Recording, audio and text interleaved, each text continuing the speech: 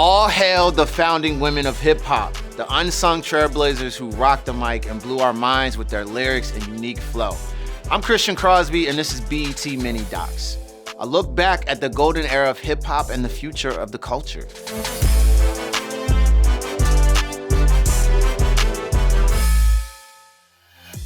Roxanne Shante. Now you know you're a rap legend when Netflix makes a biopic about your life and you're still alive. The streamer released Roxanne based on the life of Lolita Roxanne Gooden, also known by her stage name, Roxanne Shante. Born and raised in the Queensbridge Projects in Queens, New York, Roxanne Shante was just 14 when she burst onto the scene in 1984 with her song, Roxanne's Revenge. Roxanne Shante cut her teeth in the underground rap battle scene, and she was discovered by her neighbor, Marley Marl, who would later go on to be known as one of hip-hop's first super producers. Shout out to Marley Marl, he's the man. Roxanne Shante is credited for recording the first diss record, Roxanne's Revenge.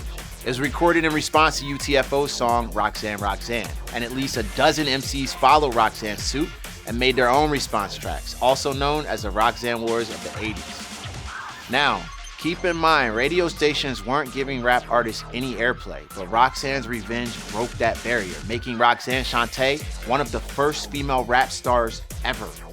The hip-hop community can thank Roxanne Shante for paving the way for not just women, but the culture and style of East Coast rap. Yoyo. She was only 16 when NWA's Ice Cube discovered her. And even then, he had to wait until she finished high school to sign her to her first record deal. At the age of 19, Compton native Yolanda Yoyo Whitaker made her debut in 1990 on Ice Cube's America's Most Wanted, and a year later released her female rap anthem, You Can't Play With My Yo-Yo. From her first album, Make Way for the Motherlode, produced by Cube, in 2008, the song was ranked number 92 on VH1's 100 Greatest Hip Hop Songs. Her lyrics spoke to female empowerment, independence, and equality. We saw and heard the fly Compton native with the signature blonde braids everywhere.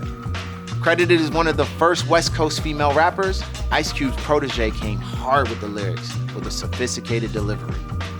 Yoyo has been called hip-hop's first female activist. She addressed the issues females rappers face in the male-dominated world of music. Yoyo fought to be taken seriously and spoke against the objectification of women. Yoyo had the 90s on lock, dropping albums and expanding her footprint across the culture. In 1991, Yoyo made her acting debut in John Singleton's first film, Boys in the Hood. She also contributed a track to the movie soundtrack, Mama Don't Make No Mess. In 1992, she released her second album, Black Pearl, delivering smooth flows which focus on positive and uplifting lyrics during a time when gangsta rap reigned supreme. Within a year, Yoyo released her third album, You Better Ask Somebody, which included a duet with her friend and mentor, Ice Cube, titled The Bonnie and Clyde Theme. In 1994, Yoyo grabbed the mic, flowing alongside MC Lyte and Queen Latifah on the fire remix of Brandy's 1995 hit, I Wanna Be Down, creating a forever bop. Like, for real though. Yoyo added to her acting resume, landing a reoccurring role on Martin as Shanae's best friend, Kilolo. And by 1996, Yoyo released her fourth album, Total Control. From rapping alongside dancehall artist Patra in 1994 on Romantic Call, appearing on the hit show New York Undercover, a 1996 Grammy nomination for the single Stomp, and a cameo in the music video for Missy Elliott's groundbreaking The Rain off of Super Duper Fly in 1997, it was clear Yoyo held her own in hip-hop.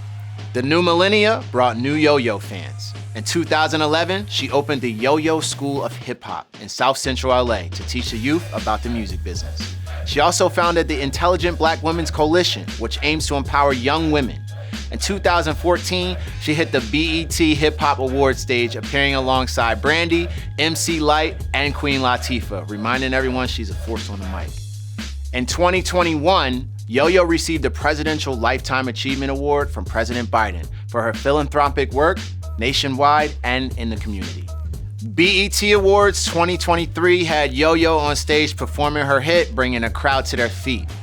A whole new generation of fans know Yoyo for her role in Disney's Saturdays, a series executive produced by Marsai Martin.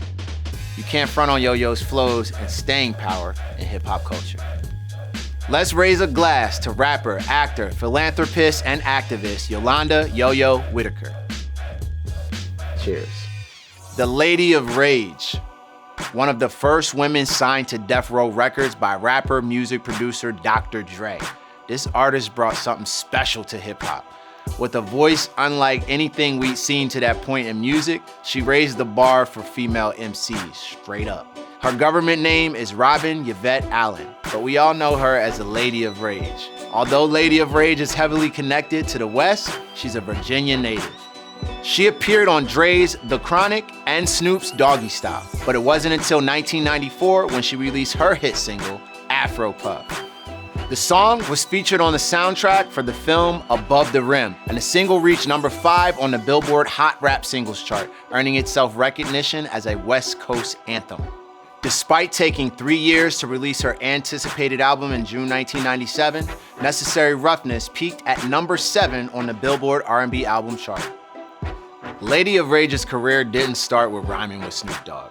Working as a receptionist in a recording studio, she caught the eye of the legendary National Hip Hop Museum inductee Chubb Rock. He noticed her writing rhymes, and after hearing the Lady MC spit, Chubb Rock was impressed. So much so, he put her on multiple albums, including his own under the name Rockin' Robin.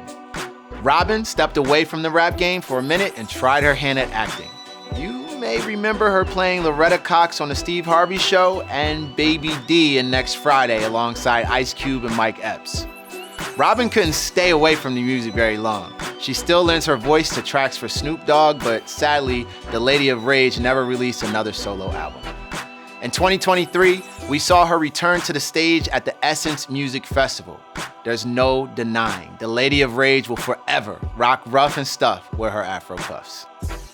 I gotta give a big shout out to Roxanne Shante, Yoyo, and Lady of Rage. I can't believe Roxanne Shante made the first diss track ever. Big shout out to all three for changing the rap game forever.